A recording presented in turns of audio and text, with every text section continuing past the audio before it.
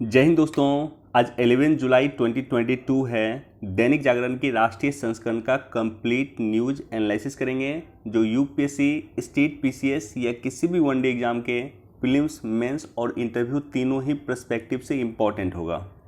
आगे बढ़ने से पहले हमारे चैनल पे नए हैं तो सब्सक्राइब कर दें, अपने दोस्तों के साथ, कलीग के साथ इसे शेयर कर दें। कोई क्वेश्चन पूछना चाहते हैं, कुछ सुझाव देना चाहते हैं, कमेंट सेक्शन में दे सकते हैं और वीडियो को निश्चित तौर पे लाइक कर दें।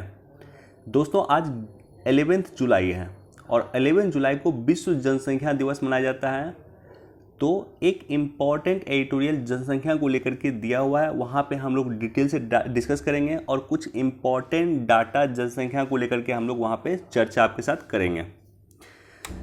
चलिए शुरुआत करते हैं। फर्स्ट पेज पे इस न्यूज़ को एक बार आप लोग देख सकते हैं। श्रीलंका में बनेगी अंतरिम सर्वदलीय सरकार, जहां पे सभी दल के पार्टी के लोग उसमें शामिल होंगे और श्रीलंका के वर्तमान क्राइसिस को किस तरह से रोका जाए इसको लेकर के वो लोग चर्चा करेंगे। बहरहाल श्रीलंका में जो कुछ हो रहा है, वहाँ के जो राष्ट्रपति भवन है वहाँ पे लोगों ने एक तरह से कब्जा कर लिया। इम्पॉर्टेंट एग्जाम पर्सपेक्टिव से यह है कि आखिर श्रीलंका के इस कंडीशन का कारण क्या है और श्रीलंका के इस कंडीशन के कारण का समाधान क्या हो सकता है। तो ये दो पॉइंट एग्जाम पर्सपेक्टिव से इम्पॉर्टेंट हैं। श्रीलंका के अभी वर्तमान की जो दयनीय स्थिति है उसका कारण क्या है और उसका समाधान क्या हो सकता है। मुस्लिम देशों के प्रमुखों को मोदी ने चिट्ठी लिखकर ईद पे दी बधाई। कल बकरीद का दिन था और पीएम मोदी ने जो मुस्लिम देश हैं वहाँ के प्रमुख को पर्सनल व्यक्तिगत तौर पे चिट्ठी लिख करके उन्हें बधाई दिया। भारत जो भी नुपुर शर्मा जी का कंट्रोवर्शियल स्टेटमेंट था, उसके बाद भारत कहीं से भी खाड़ी देशों को असंतुष्ट नहीं करना चाहता है या भारत नाराज़ नहीं करना चाहता है अपने एलाई को, अपने मुस्लिम एलाई को। तो इसलिए भारत ने इन देशों को चिट्ठी लिख करके उन्हें बधाई दिया है और ऐसा भारत पहले भी करता रहा। पीएम मोदी ऐसा पहले भी करते रहे हैं, ऐसा नहीं कि ये पहली बार वो कर रहे हैं। फर्स्ट पेज पे एक ये न्यूज़ है। अब ये न्यूज़ भी एग्जाम पर्सपेक्टिव से इम्पॉर्टेंट है।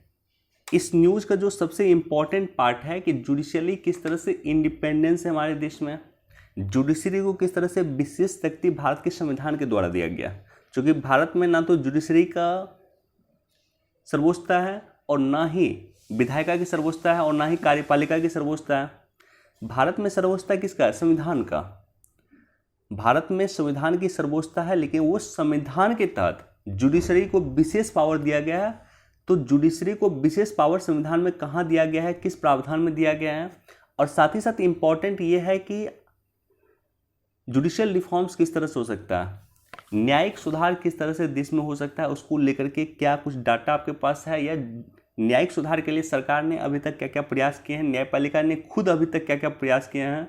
मसलन एक प्रयास की मैं चर्चा करता हूँ कि सर्वोच्च न्यायालय अब आरटीआई के दायरे में आ चुका है, तो ये भी न्यायिक सुधार का एक पार्ट है, इसको भी आप लोग जोड़ सकते हैं। तो इस टॉपिक, ये जो न्यूज़ है कि निष्पक्ष न्यायिक व्यवस्था लोकतंत्र की सबसे बड़ी ज़रूरत, ये गडकरी जी का स्टेटमेंट है और इसको लेकर के 3-4 दिन पहले हमने एडिटोरियल में भी डिस्कस किया था।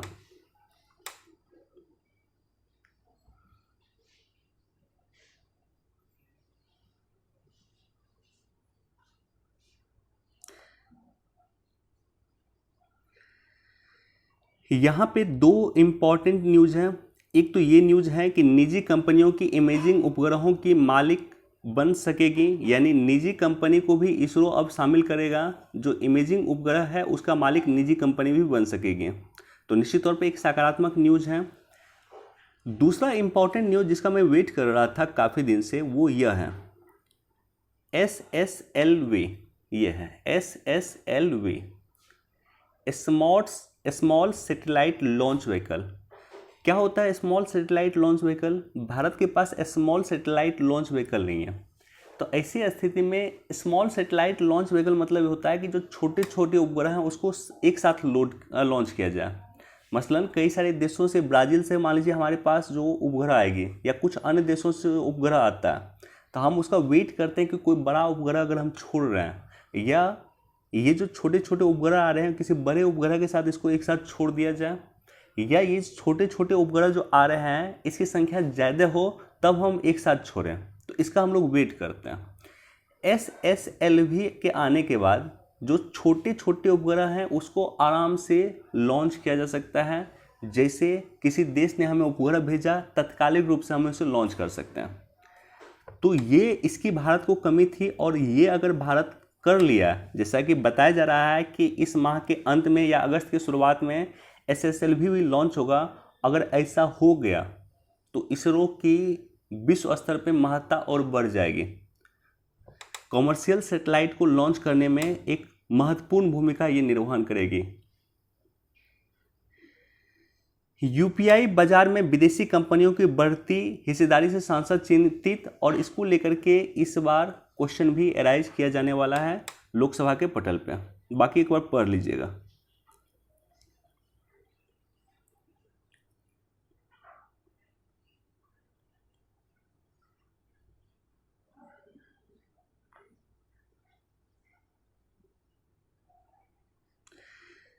मुद्दा आज का काफ़ी इंपॉर्टेंट है। न्यायपालिका को लेकर के मुद्दा दिया हुआ, लेकिन ये पेज पे क्लियर नहीं आ रहा। तो क्लियर पेज पे जो मुद्दा होगा उसको मैं टेलीग्राम पे पोस्ट कर दूंगा, आप लोग मुद्दा पढ़ लीजिएगा।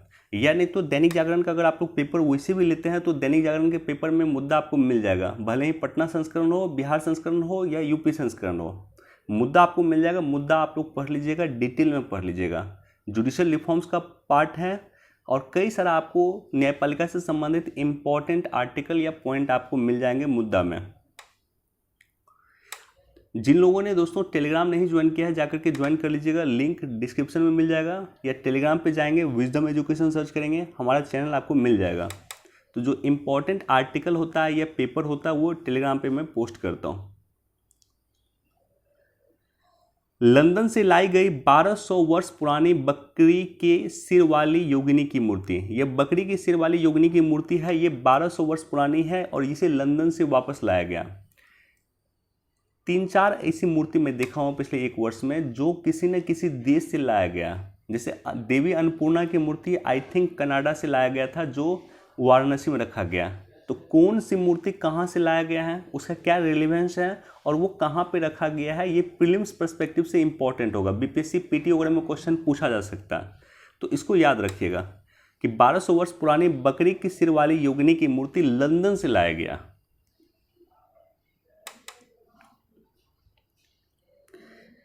जनसंख्या को लेकर के इस आर्टिकल में हम लोग डिस्कस करेंगे कि जनसंख्या का लाभ उठाए भारत डेमोग्राफिक डिविडेंड के दौर से गुजर रहा है।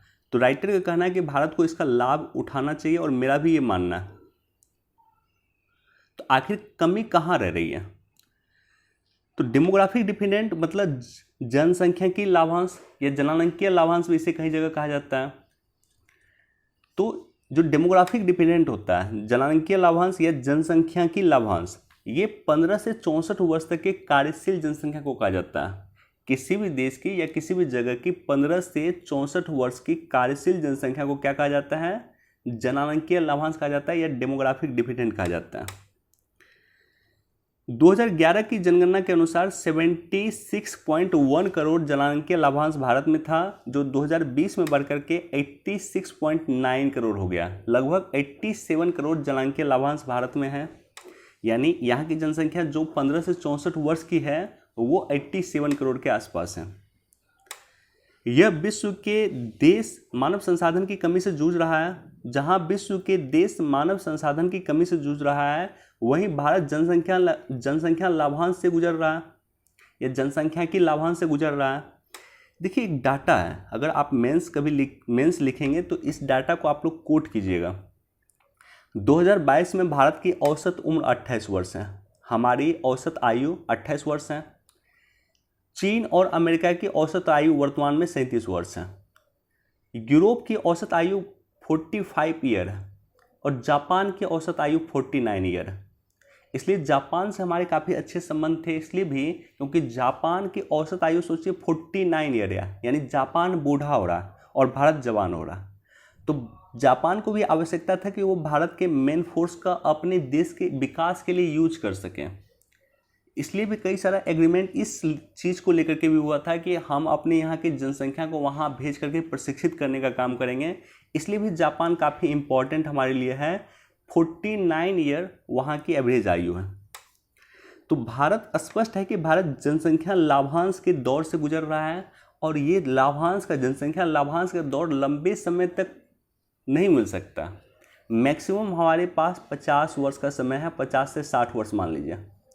50 से 60 वर्ष तक इस जनसंख्या का अगर हम लोग प्रयोग नहीं कर पाए तो हमारा भी वही हाल होगा। हमारी भी एवरेज आयु 45 वर्ष हो जाएगी, 50 वर्ष हो जाएगी और उसके बाद भारत कुछ नहीं कर पाएगा, लिटरली कुछ नहीं कर पाएगा। तो आवश्यकता इस बात की है कि इस जनसंख्या को हम लोग आज ही बेहतर तरीके से यूज करें। पीएम मोदी का भी भाषण देखिएगा तो 3D की वो बात करते हैं। 3D मतलब होता है, एक तो डेमोक्रेसी, भारत में लोकतंत्र है, दूसरा डिमांड है भारत में, और तीसरा डेमोग्राफिक डिविडेंड है यानी जनसंख्या लाभांश है। अब देखिए, अब हम लोग आते हैं आर्टिकल पे। इस न्यूज आर्टिकल पे हम लोग रिटर्न होते हैं। इस आर्टिकल में कुछ पॉइंट का चर्चा किया गया कि जनसंख्या का लाभ उठाए भारत। पहला पॉइंट है कि भारत में 46.3 कार्यशील जनसंख्या है और उसमें 90% अनौपचारिक क्षेत्र में जुड़ा हुआ। हमारे यहाँ जो टोटल जनसंख्या है उसमें 46.3% जो है ये कार्यशील जनसंख्या यानी ये काम कर रही है। इसमें 90% अनौपचारिक क्षेत्र से जुड़ा हुआ, 90% अनौपचारिक क्षेत्र से जुड़ा हुआ और 10% इसमें औपचारिक क्षेत्र से जुड़ा हुआ। अब देखिए इंपॉर्टेंट क्या है कि 90% जो अनौपचारिक क्षेत्र से जुड़ा हुआ है, देश की विकास में उसका भी योगदान 50% है और जो 10% औपचारिक क्षेत्र से जुड़ा हुआ है इसका भी योगदान 50% है। तो ये समस्या है। 90% का योगदान भी, 90% जो अनौपचारिक क्षेत्र में जुड़ा हुआ है उसका योगदान भी 50% है देश के विकास में, और जो 10% जो औपचारिक क्षेत्र से जुड़ा हुआ है उसका भी योगदान 50% है। तो ये समस्या वाली बात है। तो अनौपचारिक संगठन की जो समस्याएं हैं इसको दूर करने के लिए, इसको औपचारिक बनाने के लिए सरकार एक काम कर रही है। सरकार ने ई श्रम पोर्टल शुरू किया है जिसमें अनौपचारिक संगठन के लोगों को रजिस्टर करने के लिए कहा है। ये इम्पॉर्टेंट इसलिए भी है कि कोरोना महामारी के दौरान हमने देखा है कि किस तरह से अनौपचारिक क्षेत्र में काम करने वाले लोग अपने घर की ओर आ रहे थे और पैदल आ रहे थे। सरकार चाह करके भी इनका हेल्प नहीं कर पा रही थी क्योंकि सरकार के पास एग्जैक्ट डाटा नहीं था कि कौन श्रमिक कहाँ पे कार्य कर रहे हैं। तो इसलिए सरकार ने ई श्रम पोर्टल सरकार ने लॉन्च किया था और आई थिंक 40 करोड़ के आसपास लोग इस पर रजिस्टर कर चुके हैं अभी तक। दूसरा ये बाधा है कि शिक्षा का अभाव है। शिक्षा का अभाव भी जनसंख्या की लाभांश की राह में बाधा है। अब एक डाटा है, ये डाटा के अकॉर्डिंग असंगठित क्षेत्र में जितना लोग काम करते हैं उसमें 31% लोग जो है अशिक्षित हैं, और संगठित क्षेत्र में जितना लोग काम करते हैं उसमें 13% लोग जो है ही प्राथमिक शिक्षा लिए हुए हैं। प्राथमिक शिक्षा 13% सिर्फ लोगों के पास है, 31% लोग अशिक्षित हैं और मात्र 6% लोग ही जो है स्नातक किए हुए हैं जो असंगठित क्षेत्र में कार्य करते हैं। तो आप समझ सकते हैं कि भारत की 90% जनसंख्या जो असंगठित क्षेत्र में काम करती है उस 90% जनसंख्या में 31% लोग अशिक्षित हैं। तो निश्चित तौर पे जनांकीय लाभांश में ये भी बाधा है। तीसरा बाधा है कि श्रम शक्ति को प्रति वर्ष 1.5 करोड़ लोग श्रम शक्ति में जुड़ जाता है। 1.5 करोड़ नए लोग मार्केट में आ जाते हैं काम करने के लिए, लेकिन इन्हें रोजगार कितना मिलता है? 10 से 15 लाख लोगों को रोजगार मिलता है, बाकी लोगों को रोजगार नहीं मिलता है तो वो असंगठित क्षेत्र में काम करना शुरू कर देते हैं। तो ये भी एक बाधा है कि हम अपने डेमोग्राफिक डिविडेंड का अधिकतम प्रयोग नहीं कर पा रहे हैं। इसका समाधान क्या है? राइटर ने कुछ समाधान बताया है। पहला समाधान ये है कि हम MSME को हम बढ़ावा दें, क्योंकि अधिकतर असंगठित क्षेत्र में जो काम करते हैं वो MSME से जुड़े होते हैं, micro small and medium enterprises से जुड़े होते हैं। हम MSME के उत्थान के लिए कार्य कर सकते हैं। दूसरा है कि हम सहकारिता क्षेत्र को आगे बढ़ाने का प्रयास कर सकते हैं। सहकारी क्षेत्र को हम स्वावलंबन कर सकते हैं या सहकारी क्षेत्र को हम मजबूत करके और संगठित क्षेत्र में कार्य करने वाले लोगों को मजबूत कर सकते हैं। तो ये 2 चीज़ों की चर्चा राइटर ने किया गया है। इसके अलावा कंप्यूटर एजुकेशन दे सकते हैं, अन्य कार्य कर सकते हैं ताकि हम अपने डेमोग्राफिक डिविडेंड का उच्चतम प्रयोग कर सकें देश के विकास के लिए। तो ये आर्टिकल था, इम्पॉर्टेंट आर्टिकल था जनसंख्या को लेकर के, और खास करके बीपीएससी तो क्वेश्चन पूछता ही पूछता है। बीपीएससी मेंस में एक क्वेश्चन रहता है डेमोग्राफिक डिविडेंड को लेकर के। बीपीएससी का इम्पॉर्टेंट टॉपिक है। यूपीएससी और स्टेट पीसीएस में भी क्वेश्चन पूछा जाता है।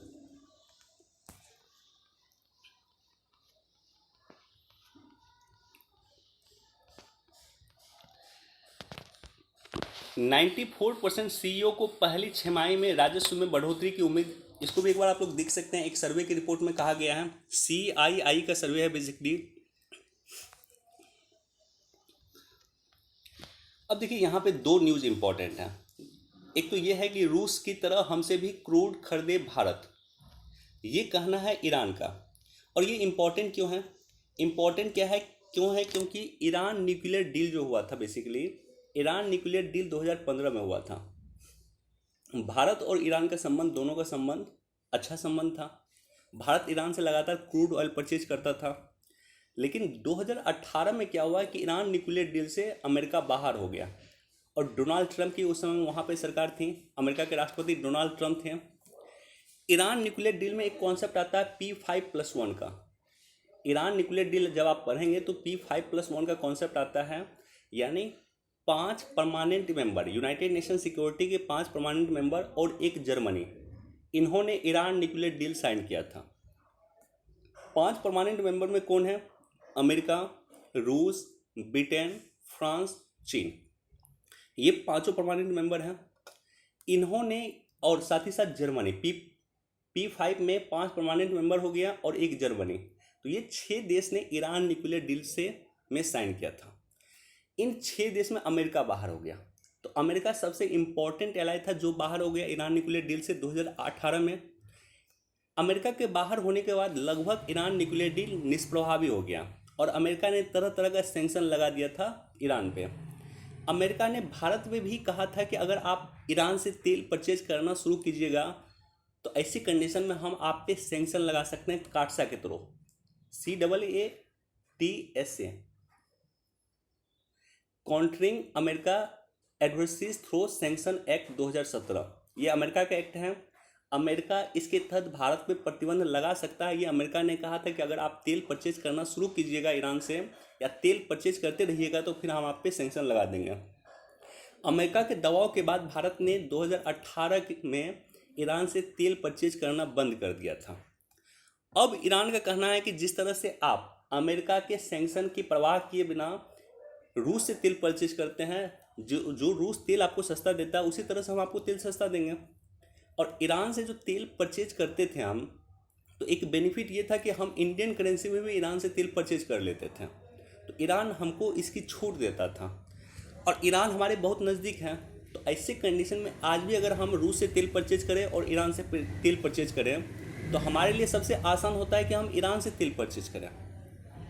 तो ईरान का भी कहना है कि जिस तरह से आप अमेरिका के सैंक्शन के प्रवाह किए बगैर रूस से तेल परचेज करते हैं, उसी तरह आप हमसे तेल परचेज कीजिए, हम भी आपको सस्ता तेल देंगे। तो देखते हैं कि भारत अब इस पर क्या कदम उठाता है। मेरा मानना है कि भारत को अमेरिका के सैंक्शन की चिंता किए बगैर ईरान से तेल परचेज करना चाहिए, और ईरान से अगर हम तेल परचेज करना शुरू करेंगे तो फिर हमारा जो क्रूड ऑयल का प्राइस जो लगातार बढ़ रहा है, हमारा जो पेट्रोल की कीमत लगातार बढ़ रही है, वो कंट्रोल में आएगा। दूसरा ये है कि भारत ब्रिटेन FTA के लिए दिवाली की समय सीमा तय नहीं, ये विशेषज्ञ का कहना है। लेकिन जो बोरिस जॉनसन ब्रिटेन के प्रधानमंत्री थे, जिन्होंने हाल में ही इस्तीफा दिया, वो जब भारत आए थे इसी वर्ष, तो उन्होंने अपने अधिकारियों को कहा था कि get it done by Deepawali, यानी दीपावली से पहले आप कुछ भी करके FTA को साइन कीजिए, या FTA पे बातचीत करके इसको रिजॉल्व कीजिए। ब्रिटेन चाहता है कि भारत के साथ FTA साइन हो, यानी फ्री ट्रेड एग्रीमेंट साइन हो, और दीपावली से पहले साइन हो, ये बोरिस जॉनसन ने कहा था। हालांकि इसकी कोई निश्चित समय सीमा नहीं है, क्योंकि ब्रिटेन और भारत के अधिकारी के बीच में लगातार बातचीत चल रही है फ्री ट्रेड एग्रीमेंट को लेकर के, दोनों आम सहमति बनाने का प्रयास कर रहे हैं। लेकिन जिस तरह से ब्रिटेन में राजनीतिक अस्थिति रही है, या राजनीतिक अस्थिरता की स्थिति कायम हुई है, क्योंकि वहाँ के प्रधानमंत्री बोरिस जॉनसन ने इस्तीफा दिया है, उसको लेकर के मुझे भी शक है कि पता नहीं ये कब तक साइन होगा।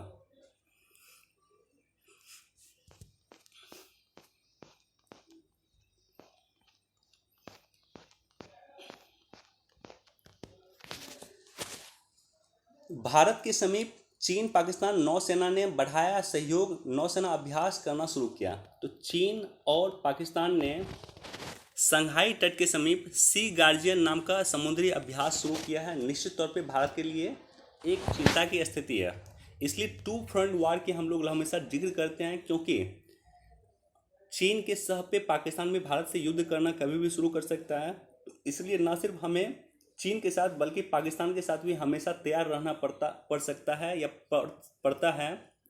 तो इसलिए भारत हमेशा टू फ्रंट वार के बारे में हमेशा जिक्र करता है। भारत के रक्षा विशेषज्ञ जिक्र करते हैं कि टू फ्रंट वार के लिए भी भारत को तैयार रहना चाहिए, यानी चीन और पाकिस्तान दोनों के साथ एक साथ निपटने के लिए भारत को तैयार रहना चाहिए।